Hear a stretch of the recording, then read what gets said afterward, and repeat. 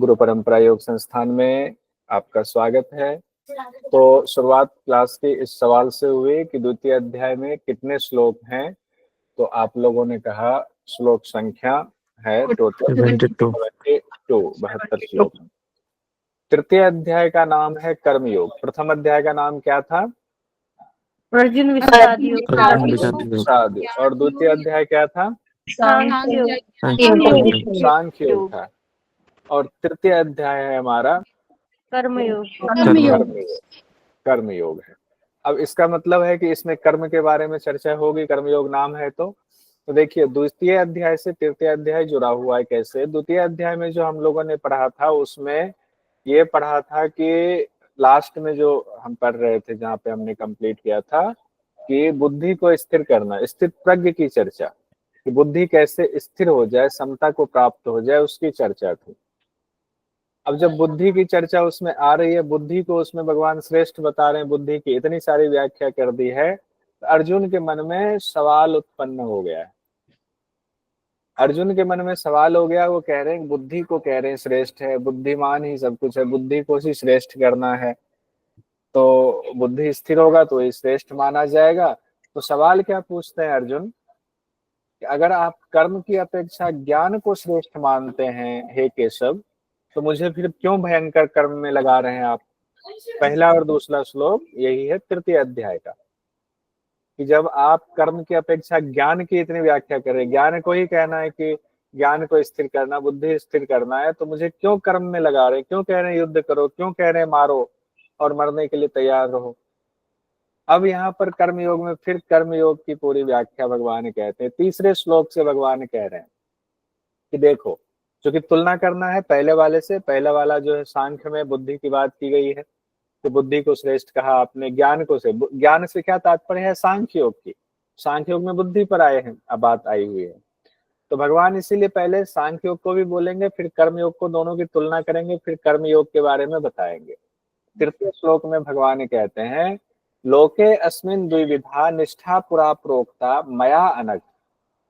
इस लोक में द्विविधा, हमने दो तरह से, दो प्रकार की निष्ठा कही गई है। अस्मिन, मेरे द्वारा, दो प्रकार की निष्ठा कही गई है। पुरा प्रोक्ता, मेरे द्वारा कही गई। कौन सी दो प्रकार की निष्ठा कही गई है? कहते हैं दो प्रकार की निष्ठा है। ज्ञानियों की निष्ठा सांख्य योग से होती है, और योगियों की निष्ठा कर्म योग से होती है। तो दो निष्ठा हो गई। ज्ञानी मतलब सांख्य योगी, कोई उसके लिए ज्ञानी शब्द इस्तेमाल किया गया है, सांख्य योग हो गया। तो ज्ञानियों की निष्ठा सांख्य योग से, और योगियों की निष्ठा कर्म योग से। तो यहाँ पर दो बातें आ गई। एक तो ज्ञान योग, किन्हीं का माइक खुला है जो लगातार खुला ही हुआ है। दो बातें, सांख्य निष्ठा और योग निष्ठा, दो बात आई। तो सांख्य निष्ठा कहा गया किनके लिए? ज्ञान योगियों के लिए। योग निष्ठा कहा गया किनके लिए? कर्म योग के लिए। अब योग निष्ठा क्या है, ज्ञान निष्ठा क्या है, थोड़ा सा देख लेते हैं। कहते हैं ज्ञान योगी तत्वों को साक्षात करता है, तो तत्वदर्शी होता है, क्योंकि सांख्य की बात है, और संसार से अपना संबंध विच्छेद कर लेता है, अपने स्वरूप में अवस्थित हो जाता है। बुद्धि को जो स्थिर करने की बात ऊपर कही गई। और कहा गया जो कर्म योगी होते हैं, योग निष्ठा, योगियों से तात्पर्य कर्म योगी से कह रहे हैं। अर्जुन को कह रहे हैं तुम योगी हो, या अर्जुन को कह रहे हैं तुम योगी बनो, नहीं हो तो तुम्हारे अंदर है, तुम योगी बनो। कहते हैं कर्मयोगी अपने शरीर को कर्तव्य के रूप में संसार में ही लगाते हैं, और फिर अनासक्त होकर के संसार से संबंध विच्छेद करते हैं। यानी कर्तव्य तो करते हैं, लेकिन फल में और कर्म में भी आसक्ति नहीं होती है, तो उसको भी मुक्ति मिल जाती है। तो यहाँ जो क्वेश्चन बनता है, जो एग्जाम की दृष्टि से पूछा जाता है, सांख्य योगियों की निष्ठा किसमें होती है? ज्ञान योग में। और योगियों की निष्ठा किसमें होती है? कर्म योग में। तो अब देखिए, क्वेश्चन एक है जो आपके बुक में भी है, पेज नंबर 28 पर है सवाल, सांख्य योगियों की निष्ठा किसमें होती है? ज्ञान योग, कर्म योग, भक्ति योग, कर्म संन्यास योग, किसमें होगा? ज्ञान योग। लेकिन उस पुस्तक में जो मैंने लिखी है, उस पुस्तक में हमने गलती से, उसमें मिसप्रिंट हो गया, कर्म योग आंसर में लिख दिया हुआ है, उसको करेक्ट कर लीजिएगा आप लोग सभी। 28वें नंबर पेज पर जो क्वेश्चन बॉक्स में दिया गया है, उसमें गलती से उत्तर में 2 लिखा गया है, उसको करेक्ट कर लीजिएगा। अगला एडिशन आएगा तो मैं उसको करेक्ट कर दूंगा। नेहा जोशी जी ने मेरा ध्यान आकर्षित किया था, वैसे यहाँ पढ़ते तो आ जाता, लेकिन फिर पता नहीं चलता कि बुक में क्या गलती हो गई। ऐसी कोई गलती हो तो मुझे जरूर आप लोग मैसेज करें या फोटो खींच कर भेजें, ताकि अगले एडिशन में हम ठीक कर लें। तो ये भी करेक्शन कर लीजिए ज्ञान योग। तीसरा श्लोक यहाँ हो गया। तीसरे श्लोक में भगवान ने कह दिया कि ज्ञान योग कर्म योग किसकी निष्ठा किसमें होती है, सवाल फिर भी पूछ दिया जाता है। चौथे श्लोक में भगवान कहते हैं कि कर्म करना बहुत जरूरी आवश्यक है, और कर्म भी कैसा होना चाहिए, निष्काम भाव से कर्म होना चाहिए, यानी आसक्ति से रहित होकर के कर्म हो, तभी आपके कर्म योग की सिद्धि होती है। अगर आप निष्काम भाव से कर्म करेंगे तो कर्म योग आपका सिद्ध होगा। चौथे में कहा गया। अब चूंकि ऊपर भगवान ने कह दिया ना बुद्धि स्थिर करे, तो अर्जुन के मन में जो है शंका हो गई कि हम सांख्य योगी बने कि कर्म योगी बने। तब यहाँ भगवान कर्म योग के बारे में कहते हैं, ना ही कश्चित क्षणम अपि जातु तिष्ठति अकर्मकृत कार्यते ही वश कर्म सर्व प्रकृति जय गुण है। कितनी बड़ी बात यहाँ कही जा रही है।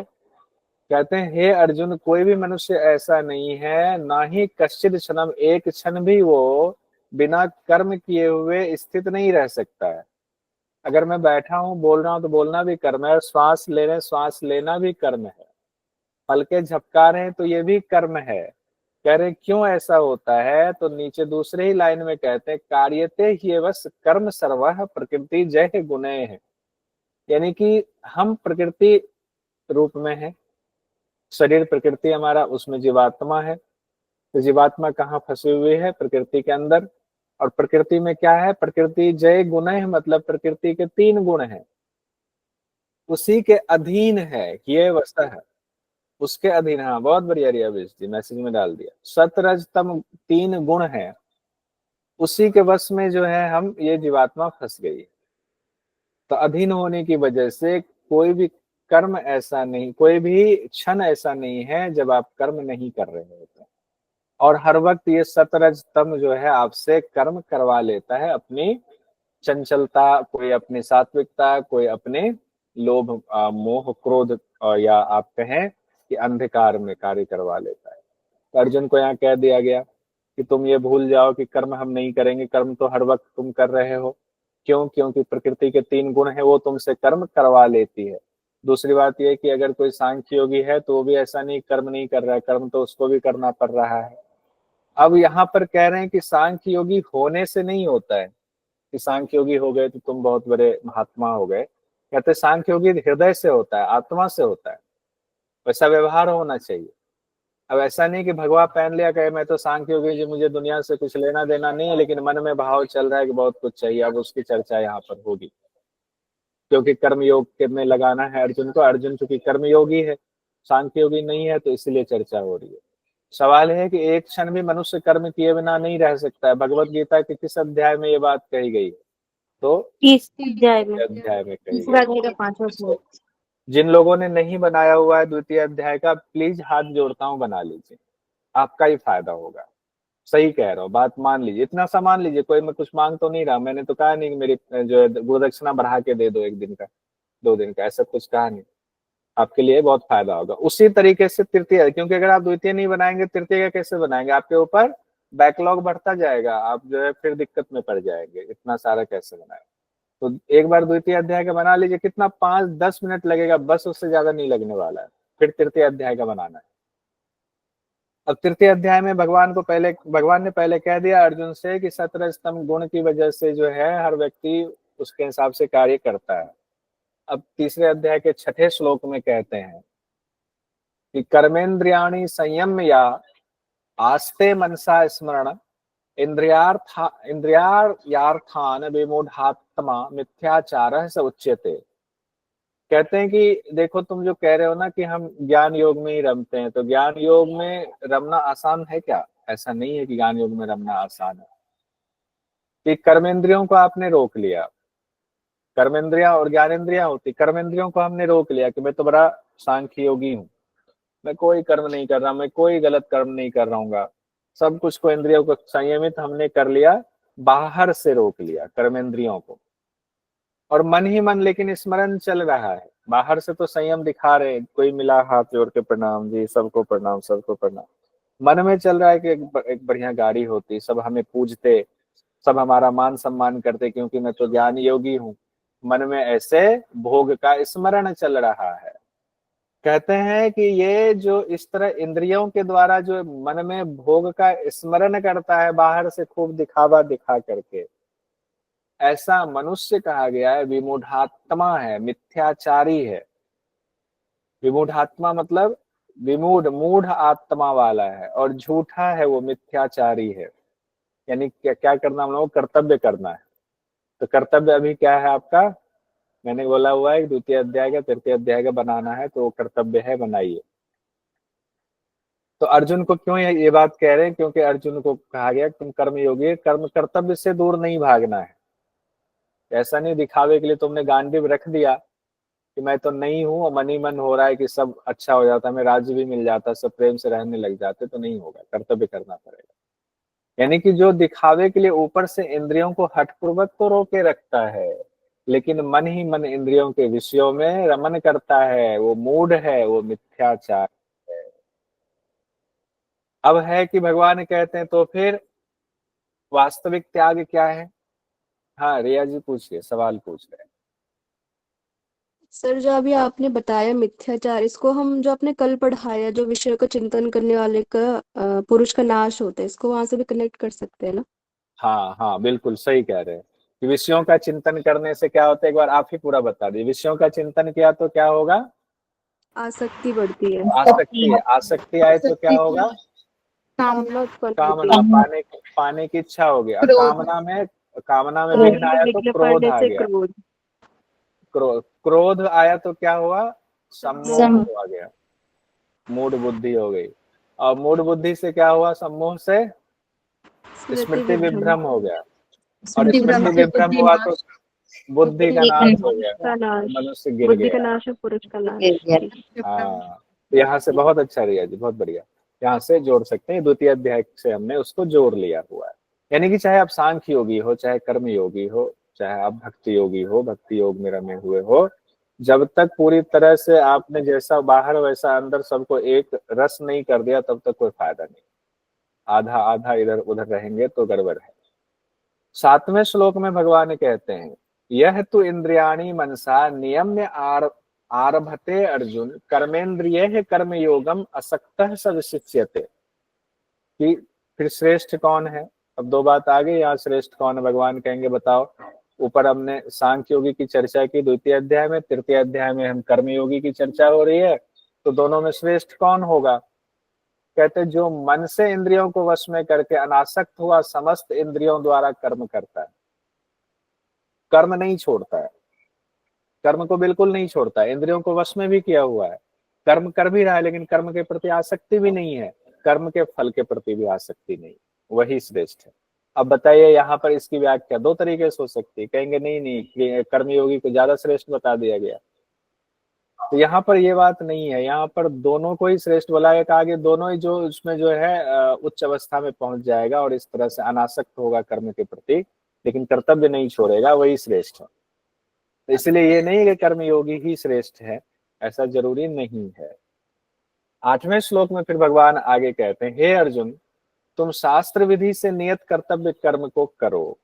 क्या है नियत कर्तव्य कर्म, तुम क्षत्रिय हो, कर्तव्य तुम्हारा है, तो शास्त्र में क्षत्रियों के लिए जो कर्तव्य कर्म कहा गया उसको करो वेद में, क्योंकि कर्म नहीं करने की अपेक्षा कर्म करना श्रेष्ठ है। तुम कर्म नहीं कर रहे हो, गांडीव छोड़ के बैठ गए हो, तो कर्म नहीं करना, और इससे विद रिस्पेक्ट टू अगर आप कर्म करते हो तो वो कर्म करना ज्यादा श्रेष्ठ है।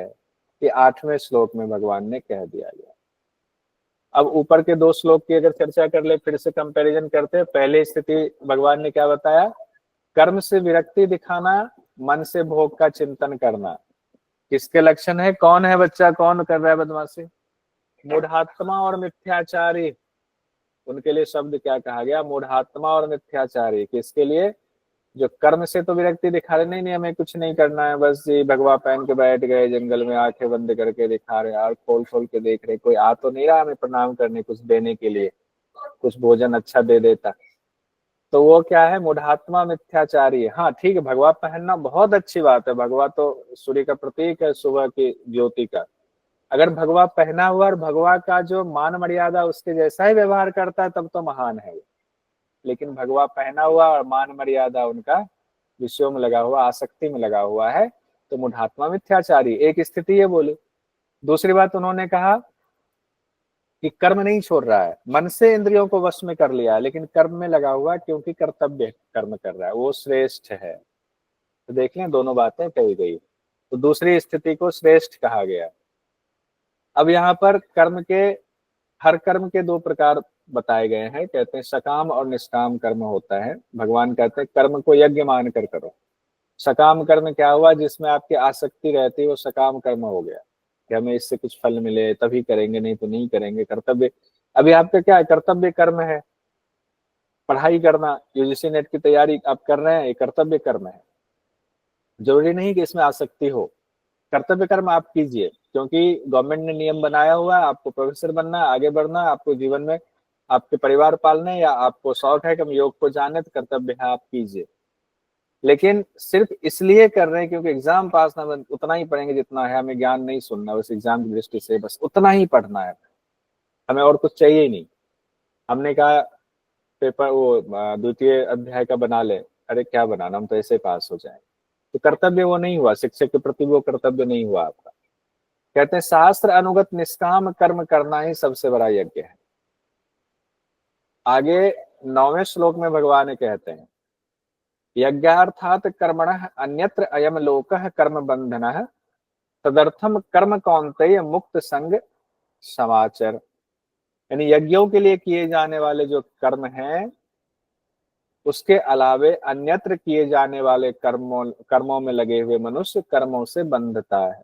अब यहाँ यज्ञ की क्या चर्चा आई, क्यों आई? यज्ञ में लगे हुए कर्मों के अलावे, यज्ञ से यहाँ तात्पर्य है कि शास्त्र अनुकूल जो कर्म कहे गए हैं, यानी कर्तव्य कर्म, वो सब यज्ञ है। अगर आप मान लो कि आपका कर्तव्य है कि आपके 2 बच्चों का लालन पालन हो, उसके लिए आप अगर ईंट भी ढो रहे हो, रिक्शा भी चला रहे हो ईमानदारी से, तो वो भी यज्ञ है। तो रिक्शा चलाना भी यज्ञ है। और एक आईएएस ऑफिसर हैं जो अपने ऑफिस में बैठे हुए हैं, पूरे डिस्ट्रिक्ट को नियम के हिसाब से, शास्त्रानुगत कानून के हिसाब से चला रहे हैं, वो भी यज्ञ है। उसके अलावे बाकी जो कर्म है उसमें लगे होना, मनुष्य कर्मों से तब बंधता है जो कर्तव्य कर्म नहीं होता है। इसीलिए कहा गया दूसरे लाइन में तदर्थम कर्म कौन्तेय मुक्त संग समाचर। हे कौन्तेय, आसक्ति रहित हो करके उस यज्ञ के लिए तुम कर्म करो, यानी कर्तव्य करो। तो आसक्ति रहित मतलब अभी अर्जुन को क्या आसक्ति हो रही है कि मामा चाचा ताऊ, अरे मामा चाचा ताऊ ही तो सही नहीं करवा पाए ना दुर्योधन को। दुर्योधन ने तुम्हें मारने के लिए इतना यत्न किया, लाक्षागृह में आग तक लगवा दिया, क्या नहीं किया? तुमने सिर्फ 5 गांव की मांग की मेरे द्वारा, वो भी तुम्हें नहीं मिला। कर्तव्य है, अधर्म नहीं तो बढ़ जाएगा। यहाँ 2 शब्द आए हुए हैं, यज्ञ में लगा हुआ कर्म और अन्यत्र लगा हुआ कर्म। अच्छे से समझिए, यज्ञ से तात्पर्य क्या कहा गया? कर्तव्य कर्म कहा गया। चाहे हम नौकरी कर रहे हैं, चाहे पढ़ाई कर रहे हैं, चाहे परिवार का पालन करने के लिए कोई उपाय कर रहे हैं, आसक्ति से रहित होकर करना चाहिए। नहीं कि बच्चों को पढ़ा रहे हैं तब आसक्ति है कि जब हम बड़े होंगे, बूढ़े होंगे, तो ये बच्चे हमें खूब हमारा मान सम्मान करेंगे और हमारे लिए बुढ़ापे की लाठी बनेंगे। ये सोचने की आपको जरूरत नहीं है। आपका कर्तव्य है उनका संस्कार बनाना, अच्छी शिक्षा देना, बस। बाकी उसका कर्तव्य है वो जाने। दूसरा है अन्यत्र लगा हुआ कर्म, मतलब स्वार्थ के लिए, फल की आसक्ति से किया हुआ कर्म अन्यत्र कर्म माना जाएगा। अब आगे बढ़ते हैं। 10वें 11वें श्लोक में भगवान कहते हैं देवता और मनुष्यों का संबंध कैसा होना चाहिए। कहते हैं प्रजापति ब्रह्मा ने कल्प के शुरू में सृष्टि की रचना की, यानी ब्रह्मा भगवान के बारे में कह रहे हैं। और सृष्टि की जब रचना की, मानव को भी बनाया, देवता को भी बनाया, सबको बनाया, तो उनको बोला कि तुम लोग यज्ञ के द्वारा वृद्धि को प्राप्त हो, यानी यज्ञ करो। तो सबको यज्ञ करना है। और क्या कहा? ये यज्ञ इच्छित फल देने वाला हो। तो उन्होंने तो कह दिया गया कि अगर आप यज्ञ करोगे तो इच्छित फल आपको अपने आप मिल जाए। इच्छित मतलब जो आपकी जरूरत है वो पूरी हो जाएगी। तो यज्ञ करने के लिए किसके लिए कहा गया? मानव को भी कहा गया यज्ञ करो, और देवता को भी कहा गया यज्ञ करो। सबको कहा गया। देवता क्या कहें? देवता का काम है देना, वो देंगे, उनकी जो जिम्मेदारी है वो तय है। मानव की जो जिम्मेदारी है वो तय है। अब यहाँ पर आता है कि मानव की क्या जिम्मेदारी देवता के प्रति। देवता लोग जो है हमें बारिश दे रहे हैं, सब दे रहे हैं, अन्न दे रहे हैं, सब हमारा मौसम बढ़िया बना कर रखा हुआ है, हमारी जिम्मेदारी है कि हम भी यज्ञ के द्वारा उनको पुष्टि करें। जब हम हवन करते हैं, यज्ञ करते हैं, तो सूक्ष्म रूप में उनको पुष्टि होती है। और इसके लिए ये बात यहीं पर सिर्फ नहीं है, रामायण में भी इसका बड़ा विशद व्याख्या है कि वहां पर रावण जो विश्वामित्र का बार बार जो यज्ञ को क्यों कर रहा था खंडित, कि यज्ञ नहीं होने देंगे, क्योंकि रावण जो है मतलब दुष्टों का तो देवताओं से संबंध था नहीं, कि वो चाहते थे उनको मारे, उनको जीत लें। तो देवता लोग छिप छिप के रह रहे थे, और वो अब कोई मिले ही ना। जब ये जाए राक्षस सेना लेकर के, तो कोई देवता मिले ही ना, वो लोग छिपे हुए थे सब। तो रावण ने कहा ऐसे काम नहीं चलेगा, इन लोगों को कैसे मारे। कहा यज्ञ के द्वारा इनकी पुष्टि होती है। जीवित कैसे रहते हैं? यज्ञ के द्वारा। यज्ञ के द्वारा कैसे? तो जितने ऋषि मुनि महात्मा लोग यज्ञ करते हैं, तो उनसे सूक्ष्म रूप से उनको भोजन मिलता है, और भोजन से वो जिंदा है, अपनी पुष्टि कर रहे हैं। तो ऐसा करो कि उनका भोजन का सोर्स ही खत्म, राशन पानी खत्म कर दो। तो जहां भी यज्ञ हो उनको मारना पीटना शुरू किया। सब जगह जाकर के राक्षस लोगों ने आतंक फैला दिया कि कोई भी यज्ञ नहीं करेगा, यज्ञ करेगा तो मारे जाओगे। इसीलिए विश्वामित्र जी के यज्ञ में बार बार खलल डालते थे। ये बड़ा रीजन था। इस चीज को आगे जब रामायण पढ़ेंगे तो उसमें और आगे देखेंगे। कहते हैं इसका क्या तात्पर्य? मनुष्य यज्ञ द्वारा देवताओं को उन्नत करे और देवता लोग मनुष्यों को उन्नत करे। तो दोनों ही यज्ञ जो है वो यज्ञ माना जाएगा कि कर्तव्य कर्म हुआ। देवताओं का भी अपना कर्तव्य कर्म ब्रह्मा जी ने निश्चित कर दिया। 12वें श्लोक में कहा गया है, यज्ञ से पुष्ट हुए देवता भी मनुष्यों को बिना मांगे ही जरूरी वस्तुओं की प्राप्ति कराते रहेंगे। ये ब्रह्मा जी ने पहले ही बता दिया कि देवताओं से मांगने की जरूरत नहीं है। आप देवताओं के लिए पूजा कीजिए और कर्तव्य समझ करके कीजिए। हवन पूजन जो भी कर रहे हैं शास्त्रगत, उनकी जिम्मेदारी बिना मांगे ही आपको देंगे। उन देवताओं को दी हुई सामग्री को दूसरों की सेवा में लगाए बिना जो मनुष्य खुद ही उपभोग करता है, वो चोर है। चोर शब्द का यदि एग्जाम की दृष्टि से महत्वपूर्ण हो जाता है कि मनुष्य को चोर क्यों कहा गया, किस तरह के मनुष्यों को चोर कहा गया और कहाँ पर इसका जिक्र है।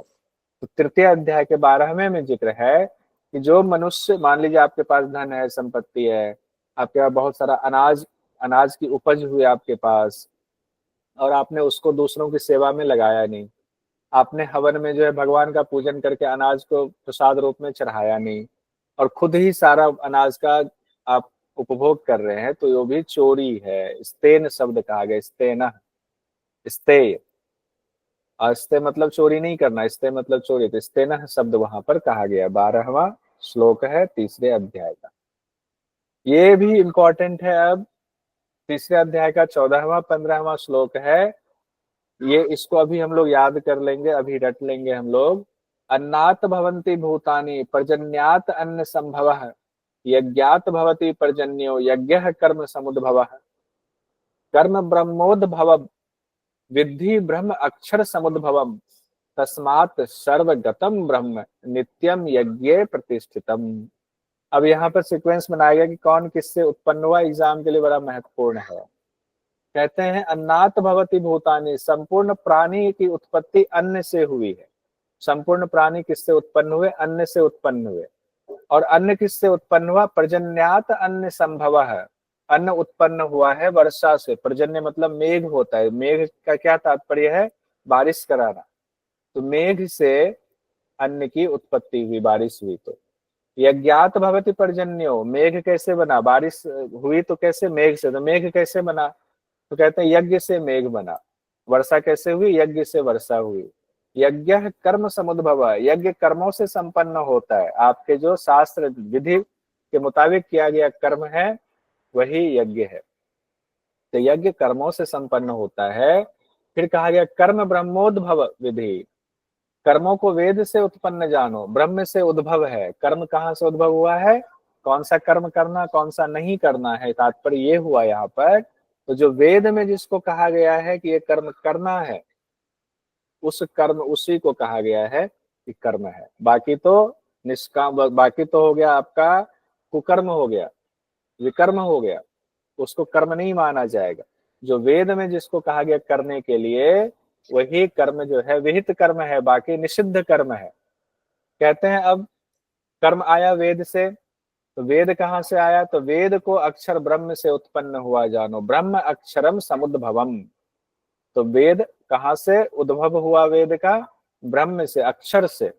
अक्षर ब्रह्म से, अक्षर मतलब ओम, ओम मतलब ब्रह्म, इसीलिए तस्मात् सर्वगतम ब्रह्म, इसीलिए सर्वव्यापी परमात्मा यज्ञ में नित्य स्थित है। कोई भी कर्म आप कर रहे हो, यानी कि जितनी चीजें बता दी गई उसमें सब कुछ तो ब्रह्म से हुआ, तो सब तो ब्रह्ममय है, हर संसार ब्रह्ममय है, तो सब कुछ ब्रह्ममय ही है। फिर जब आप वेद के हिसाब से कर्म करते हो तो वो कर्म जो है आपका यज्ञ ही माना जाएगा।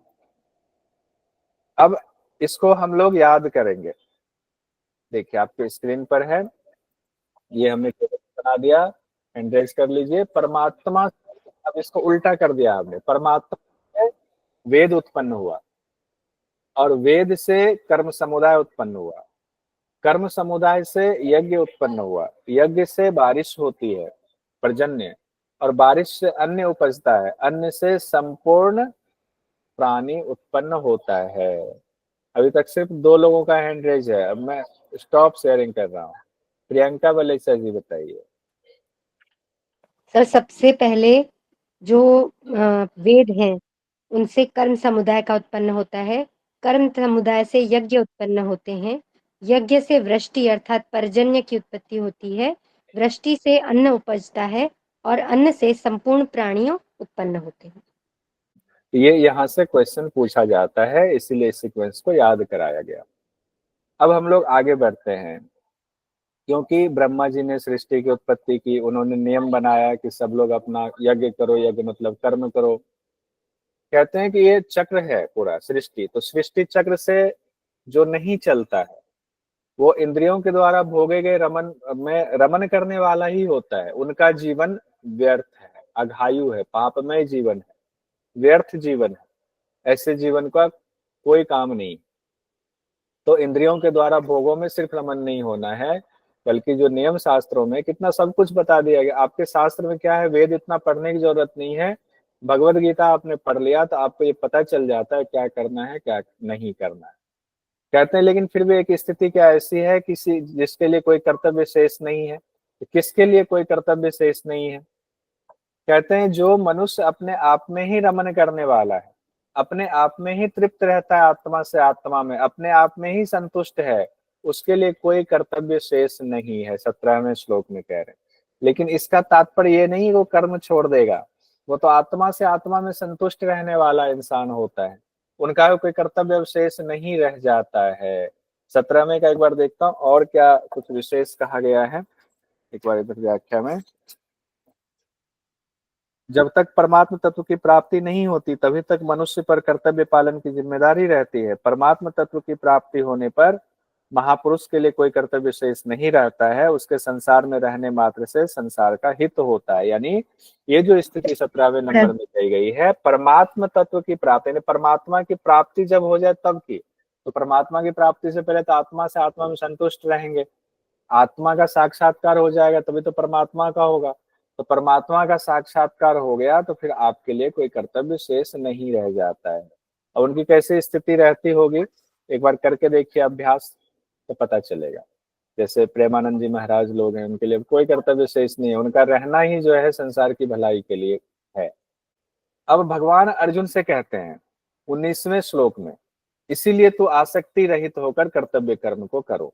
अब इतनी सारी बातें बता देगी और कहते हैं कि अब देख लिया तुमने महत्ता क्या है कर्तव्य कर्म करने का, तुम आसक्ति रहित होकर कर्तव्य कर्म तो करो, ऐसा करने से मनुष्य परमात्मा को प्राप्त हो जाता है। अब देखिए परमात्मा साक्षात उनके साथ हैं, फिर भी परमात्मा कह रहे हैं कि प्राप्त नहीं हुए हैं उनको।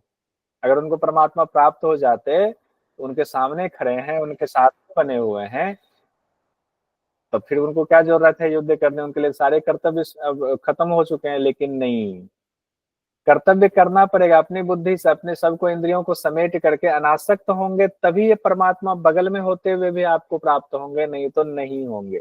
परमात्मा तो हमारे हृदय में है ही, उपनिषदों में कहा ही गया है, वो देख रहे हैं। लेकिन जब तक हम अनासक्त नहीं होंगे परमात्मा की प्राप्ति नहीं होगी। कह रहे कर्तव्य कर्म करो अनासक्त होकर के। 20वां नंबर का श्लोक है, भगवान कह रहे हैं कि तुम ऐसा अकेले नहीं होगे, तुमसे पहले भी ऐसे बहुत उदाहरण हुए हैं। जैसे राजा जनक जी के बारे में कहते हैं कि राजा जनक आदि जो ज्ञानी थे वो आसक्ति रहित तो कर्म करते थे, लेकिन कर्म करते थे, उन्होंने राजपाट नहीं छोड़ा, वो जंगल में नहीं चले गए भगवा पहन करके, तो उन्होंने, जनक जी बहुत बड़े ज्ञानी थे, बहुत बड़े योगी थे, आत्मदर्शी थे, आत्मा में अवस्थित रहते थे। तो अर्जुन से कह रहे हैं कि जनक की तरह बनो, आसक्ति रहित बनो। इसीलिए लोक संग्रह जो भी है उसको देखते हुए भी तुम कर्म करने के ही योग्य हो। लोक संग्रह क्या है? तुम राजा हो, तुम्हारा जो कर्तव्य है उस कर्तव्य को करो, यही तुम्हारे लिए कर्म है। राजा जनक की चर्चा भगवत गीता के किस अध्याय में की गई है? अब यहाँ से मान लीजिए क्वेश्चन आ जाए तो तीसरे अध्याय में की गई है, कर्मयोग के दौरान। राजा जनक जी के गुरु कौन थे? अष्टावक्र जी थे। अष्टावक्र गीता जानते हैं ना हम लोग, अष्टावक्र जी ने ज्ञान दिया था। तो मतलब बहुत सुंदर है वो अष्टावक्र गीता।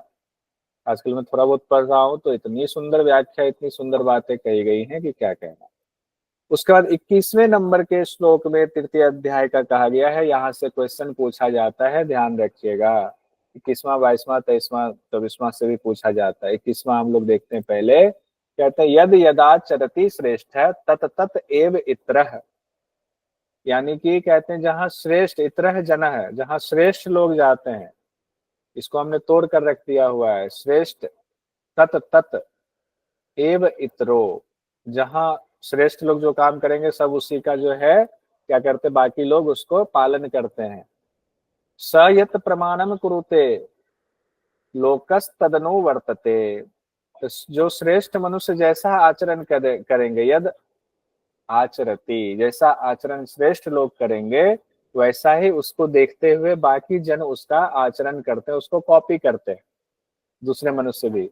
वह जो कुछ भी प्रमाण कर देता है दूसरे लोग भी उसी के अनुसार चलते हैं। उन्होंने कोई सिद्धांत दे दिया तो दूसरे लोग कहते हैं उस श्रेष्ठ आदमी ने ऐसा कहा हुआ था। हम लोग कहते हैं ना महात्मा गांधी ने ऐसा कहा, बाबा साहब अम्बेडकर ने ऐसा कहा, तो श्रेष्ठ लोगों के अनुसार हम चलते हैं। तो यहाँ से क्वेश्चन पूछा जाता है, 2-3 शब्द है।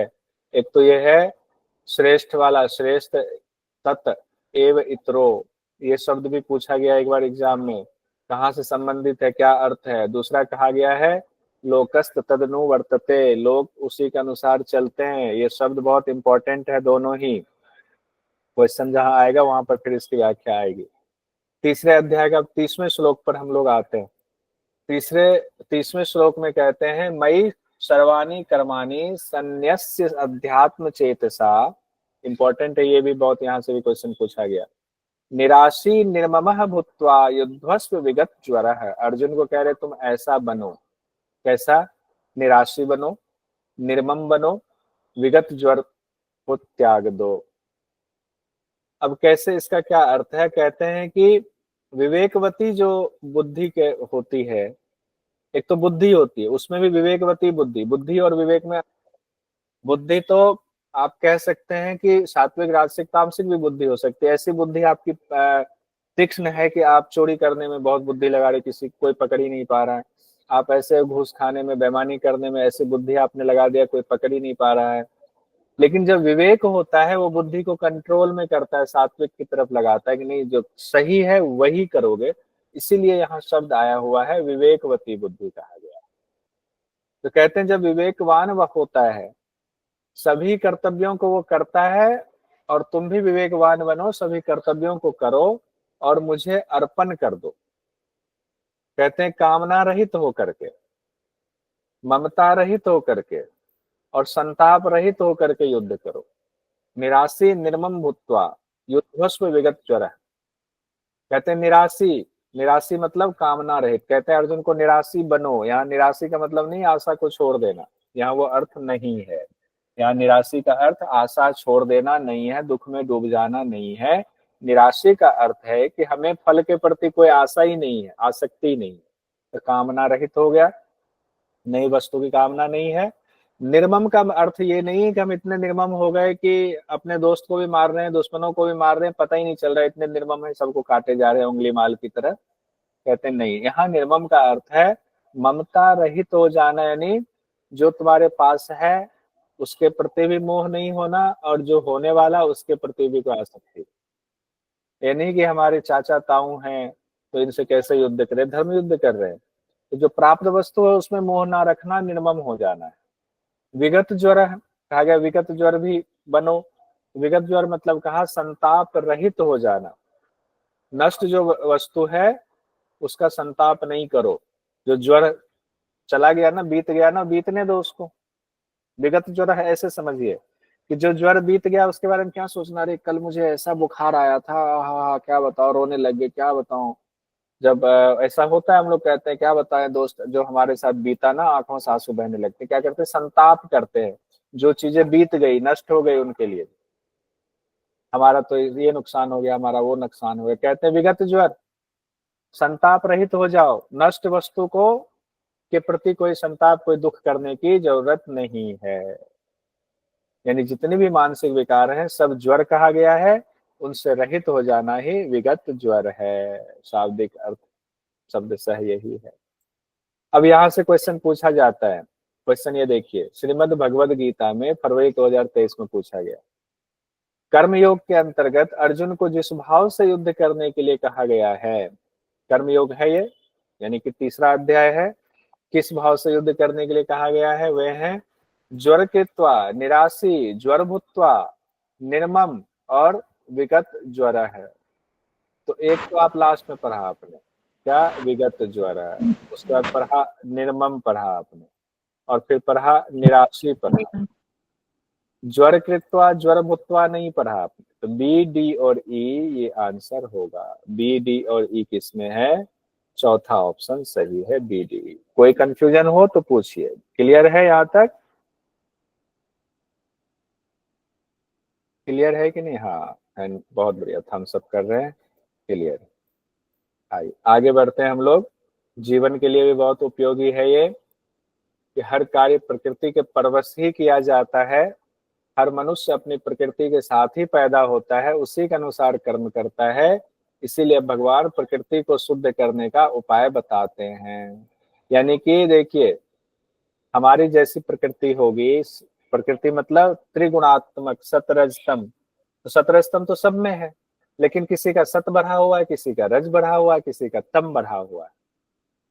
तो जिसका रज बढ़ा है वो रज के हिसाब से काम करेगा, जिसका तम बढ़ा है तम के हिसाब से उसकी बुद्धि, उसके जो है व्यवहार हो जाएगा। जिसका सत बढ़ा हुआ उसके हिसाब से उसकी बुद्धि व्यवहार हो जाएगा। तो अब कैसे करें कि हमारा सत बढ़े, प्रकृति कैसे शुद्ध होगी, सात्विक प्रवृत्ति को कैसे बढ़ाना है, रजतम को कैसे कंट्रोल में रखना है। आगे 34वें श्लोक में भगवान कहते हैं, इंद्रियस्य इंद्रियस्य अर्थे राग द्वेषो व्यवस्थितो तयोर्न वशम आगच्छेत तो हृस्य परिपंथितो। कहते हैं प्रत्येक इंद्रिय के विषय में अनुकूलता और प्रतिकूलता में राग और द्वेष स्थित है। सही बात है। जितनी इंद्रियां, एकादश इंद्रियां ले लो आप, कर्मेंद्रिय और ज्ञानेंद्रिय और मन को ले लो, तो हर विषय के प्रति अनुकूलता और प्रतिकूलता की स्थिति होती, उसमें राग और द्वेष का मन में अंदर बैठा हुआ है वो। अब आपके ऊपर है, राग किसी से होता है, द्वेष होता है कि सम स्थिति में होते हैं।